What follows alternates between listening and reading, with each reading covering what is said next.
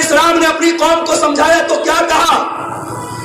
قال اَإِنَّكُمْ لَتَأْتُونَ الرِّجَالَ شَهْوَةً مِّن دُونِ النِّسَاءِ، اے میری قوم کے لوگوں، اللہ تعالیٰ نے جس ضرورت کو پورا کرنے کے لیے تمہاری بیویوں کو بنایا ہے وہ کام تم مردوں کے ساتھ کرتے ہو. بل انتم قوم تجہلون، تم بہت بڑے جاہل لوگ ہو. شہوتوں کا غلام ہو جائے، بدکاری کے راستے پہ چلنے لگے، زناکاری کے راستے پہ چلنے لگے، وہ نوجوان قرآن کی نظر میں جاہل ہے اور گناہ کرنے والا جاہل ہے، اپنی شہوتوں کی اندھادھند پیروی کرنے والا جاہل ہے.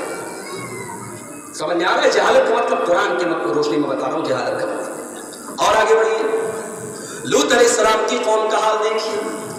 لوط علیہ السلام کی قوم جو کیا کرتی تھی؟ اغرام بازی کرتی تھی، مرد کے ساتھ شہوت پوری کرتا تھا.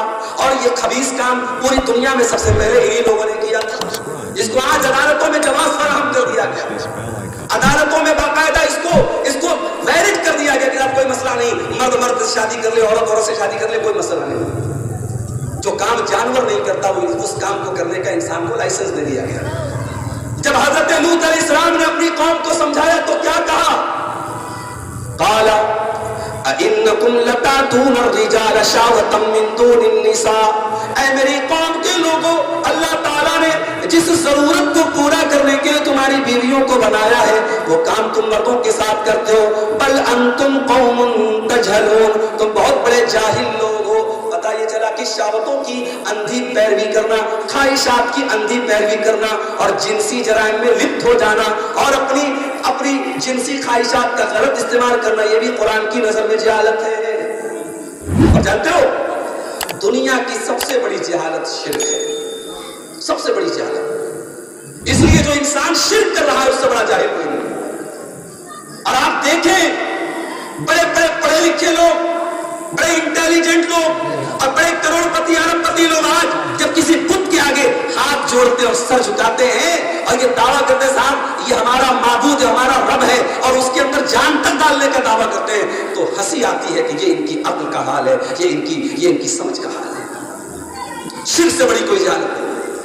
اسی لیے حضرت موسیٰ علیہ السلام کی قوم بنی اسرائیل جب ان کا گزر ایک بستی کے پاس سے ہوا اور وہ بستی کے لوگ بتوں کی عبادت کرتے تھے تو ان لوگوں نے کہا اجعل لنا الہا کما لہم آلہہ، کہا کہ اے موسیٰ ہمارے لیے بھی ایک پتھر کا بت بنا دیجئے جیسے ان کے پاس بت ہے. قال انکم قوم تجہلون، کہا کہ تم بہت بڑے جاہل لوگ ہو تم لوگ. پتہ یہ چلا کہ جو شرک کرتا ہے بہت بڑا جاہل ہے میرے بھائی. تو جہالت قرآن کی نظر میں ہر برائی جہالت ہے. ہر وہ کام جو آپ کو اللہ سے دور کرے، شریعت سے دور کرے، اللہ کی ہر نافرمانی قرآن کی نظر میں جہالت ہے. اور آج اگر آپ کو ان گناہوں سے بچنا ہے تو میرے بھائیو دین کا علم حاصل کرنا پڑے گا. اور وہ دین کا علم معاف کیجئے وہ کانوینٹ اسکولوں میں نہیں ملے گا، وہ بڑے بڑے ماڈرن اسکولوں میں نہیں ملے گا.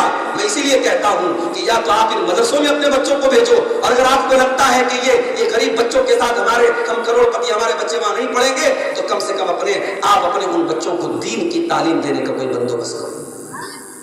آج حالات یہ ہیں ہماری قوم کے نوجوان بڑے پڑھے لکھے، بڑے دانشور ہیں، بڑی بڑی باتیں کرتے ہیں، 2 رکعت نماز پڑھنے کا شعور نہیں ہے ان کو. عقیدے کی موٹی موٹی باتیں ہمارا نوجوان نہیں جانتا، بڑا پکا اپنے آپ کو اہل حدیث بنا پھرتا ہے. اس نے سمجھا ہی نہیں کہ مسلک کیا ہے، اس نے سمجھا ہی نہیں عقیدہ کیا ہے، اس نے سمجھا ہی نہیں منہج کیا ہے میرے بھائیو. ایسے ہی لوگوں کا ذکر اللہ نے قرآن میں کرتے ہوئے فرمایا یعلمون ظاہرا من الحیات الدنیا وهم عن الآخرۃ هم غافلون. کچھ لوگ ایسے بھی ہوتے ہیں جو دنیا کی بڑی نالج رکھتے ہیں لیکن آخرت کے معاملے میں بالکل زیرو ہوتے ہیں. اس آیت کی تفسیر میں حضرت امام حسن بصری نے بڑا پیارا جملہ کہا کہ واللہ اللہ کی قسم بعض لوگ اتنے ماہر ہوتے ہیں کہ اپنے ناخن پر رکھ کر کے سونے کے سکے کا وزن بتا دیتے ہیں. جیسے آپ کے مئو میں ہمارے بنارس میں ساڑی کے کپڑے کا کاروبار کرنے والے بعض لوگ اتنے ماہر ہوتے ہیں کپڑے پر ہاتھ رکھ کے بتا دیں گے یہ پیور ہے کہ نکلی والا ہے، کون سا بانا چلا ہے، کون سی تانی چلی ہے، کتنے کی پک ہے، اور اس میں نکلی بانا ہے کہ اصلی بانا ہے، اور اس میں ملاوٹ ہے کہ نہیں ہے، اور وہ کس یعنی پوری ڈیٹیل آپ کو کپڑے کو چھو کے بتا دیں گے. اتنے ماہر ہوتے ہیں. امام حسن بصری کہتے ہیں اتنے ماہر ہیں اپنی دنیا کے معاملے میں. وما يحسن ان يصلي ركعتين، مگر 2 رکعت نماز پڑھنے کی تمیز نہیں. یہ آج ہمارا حال ہے. میرے نبی نے فرمایا تھا قیامت کے پہلے ایسا دور آئے گا ان الساعہ، قیامت کی ایک نشانی یہ بھی ہے ان یرفع العلم، علم اٹھا لیا جائے گا، ویسقط الجہل، اور جہالت جم جائے گی۔ کہاں جہالت جم رہی ہے بھائی؟ اسکول نئے نئے کھول رہے ہیں، یونیورسٹیاں نئی نئی کھول رہی ہیں، کالجز نئے نئے کھول رہے ہیں۔ پہلے ہمارے قوم کے بچے انٹر تک مشکل سے پڑھتے تھے، اب ماشاءاللہ گریجویشن کر رہے ہیں۔ مئو کے بچے آئی ایس آفیسر بن رہے ہیں، مئو کی بچیاں ڈاکٹر بن رہی ہیں۔ بڑی اچھی بات ہے، تعلیم تو بڑھ رہی ہے۔ اللہ کے نبی کہہ رہے ہیں علم ختم ہو جائے گا، دنیا کا علم بڑھ رہا ہے۔ ہمیں اعتراض نہیں ہے، دنیا کا علم بڑھنا چاہیے، ہمیں اعتراض نہیں ہے ہمارے بچے آئی ایس آفیسر بنے، ہمیں خوشی، ہم چاہتے ہیں، مگر ہم یہ چاہتے ہیں کہ ہماری قوم کا بچہ جب آئی ایس آفیسر بنے تو ایسا نہ ہو اپنے رب کو بھول جائے، وہ جب جج کی کرسی پر بیٹھے تو ایسا نہ ہو وہ اپنے رب کو بھول جائے، وہ آئی پی ایس آفیسر بنے تو ایسا نہ ہو وہ اسلام کو، شریعت کو بھول جائے، وہ پولیس آفیسر بنے تو ایماندار بنے، وہ جج بھی بنے تو سچائی کا پیکر بنے، وہ آئی ایس آفیسر بھی بنے تو قوم کی خدمت کا جذبہ اس کے دل میں ہو، وہ ڈاکٹر بنے تو مریض کی سیوا اس کا پیشہ ہو، وہ وکیل بنے تو سچائی کے لیے لڑے، اور یہ تب ہوگا جب اس کی رگوں میں اسلام دوڑ رہا ہو، اس کی نسوں میں شریعت کا اثر ہو، اس کے ذہن و دماغ میں اللہ کا ڈر ہو۔ میرے پیارے ساتھیوں، اپنے بچوں کو دین کا علم بھی سکھاؤ، یہ بنیاد ہے، یہ بیس ہے، اس کے بغیر ہم کامیاب نہیں ہو سکتے۔ آج حالات کیا ہے؟ آج ہماری قوم کی بچیاں مرتد ہو رہی ہیں، ہم واٹس ایپ پر ہمارے پاس ویڈیو آتا ہے بریلی کا، 8 سال مدرسے میں پڑھنے والی بچی مرتد ہو گئی، کسی نے face book per I love you بول دیا، کسی نے انسٹاگرام پر محبت کے چند میٹھے بول دیے، ماں باپ کی زندگی بھر کی تربیت پر پانی پھر گیا، 8 سال کی مدرسے کی تعلیم پر پانی پھر گیا، اساتذہ کی محنت پر پانی پھر گیا، اور وہ بچی اپنے اس غیر مسلم عاشق کے ساتھ فرار ہو جاتی ہے، مرتد ہو جاتی ہے۔ میرے بھائیوں، معاف کرنا، آپ کے لیے ایک نیوز ہوگی، آپ کے لیے ایک خبر ہوگی، مگر کبھی اپنے دل کے اندر درد پیدا کر کے سوچو تو یہ ایک نیوز نہیں ہے، یہ ہمارے کلیجوں پر چھریاں چلانے والی یہ بات ہے۔ ہماری قوم کی بچی اگر آج مرتد ہو رہی ہے، ہماری قوم کی بیٹیاں اگر آج اسلام کو چھوڑ کے کسی اور مذہب میں داخل ہو رہی ہیں، واللہ یہ ہمارے کلیجوں کو چھلنی کرنے والی چیز ہے۔ یہ اس بات کی دلیل ہے کہ ہم اپنے بچوں کو دین نہیں سکھا رہے ہیں، ان کی جڑوں میں دین کا پانی نہیں ڈال رہے ہیں۔ میرے بھائیوں، ابراہیم علیہ السلام جیسا پیغمبر اپنے بچوں کے بارے میں فکر مند ہے اور اللہ سے دعا کرتا ہے وَجْنُبْنِي وَبَنِيَّ أَن نَّعْبُدَ الْأَصْنَامَ، اے اللہ میرے بچوں کو تو شرک سے بچانا، میرے بچوں کو بت پرستی سے بچانا، اے اللہ میرے بچوں کی توحید کی حفاظت کرنا۔ ہماری اور آپ کی کیا اوقات ہے اگر ایک پیغمبر اپنے بچوں کے عقیدے کی فکر کر رہا ہے۔ یعقوب علیہ السلام دنیا سے جانے لگے، اپنے 11 بیٹوں کو بلایا اور اپنے 11 بیٹوں کو انہوں نے کیا وصیت کی؟ ان کے 12 بیٹے جو تھے ان سب کو انہوں نے بلایا اور مرنے کے پہلے کیا وصیت کی؟ زمین کے بارے میں نہیں بولا، جائیداد کے بارے میں نہیں بولا، دنیا کے بارے میں نہیں بولا۔ قال ما تعبدون من بعدی، کہا میرے بچوں میرے بعد کس کی عبادت کرو گے؟ فکر ہے تو اپنے بچوں کے عقیدے کی، توحید کی فکر ہے، فکر ہے تو ان کے دین کی فکر ہے۔ میرے پیارے ساتھیوں، آج یہ قوم اگر مرتد ہو رہی ہے تو اس کی جڑ بھی جہالت ہے۔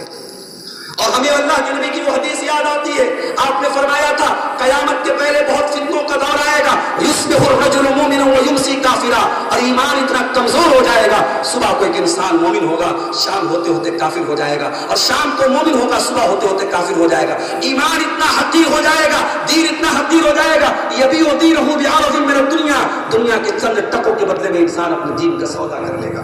میرے پیارے ساتھیوں، دین اتنا حقیر نہیں ہے، دین اتنی سستی چیز نہیں ہے۔ محبت کے چند میٹھے بول پر ہماری قوم کی بیٹی کسی کو اپنا دین تیار دے، اپنا مذہب چھوڑ دے، اللہ کی توحید چھوڑ دے، یہ سوچنے والی بات ہے۔ اس کی تربیت کیسی ہوئی تھی، اس کو کیا سکھایا گیا تھا؟ اور آگے بڑھیے، یہ جو جرائم بڑھ رہے ہیں، ہماری قوم میں جو نشے کا رجحان بڑھ رہا ہے، شراب نوشی کا چلن بڑھ رہا ہے، زناکاری کے واقعات بڑھ رہے ہیں، حرام خوری بندی کیوں بڑھ رہی ہے؟ کبھی غور کیا آپ نے؟ ان سب کی جڑ جہالت ہے۔ دلیل قرآن کریم کی آیت ہے، انما یخشی اللہ من عبادہ العلماء، اللہ کے بندوں میں اللہ سے وہی لوگ ڈرتے ہیں جو علماء ہوتے ہیں۔ معاف کرنا، یہاں علماء سے مراد وہ ٹریڈیشنل علماء مراد نہیں ہے، یہاں علماء سے مراد وہ لوگ ہیں جو اللہ کو جانتے ہوں۔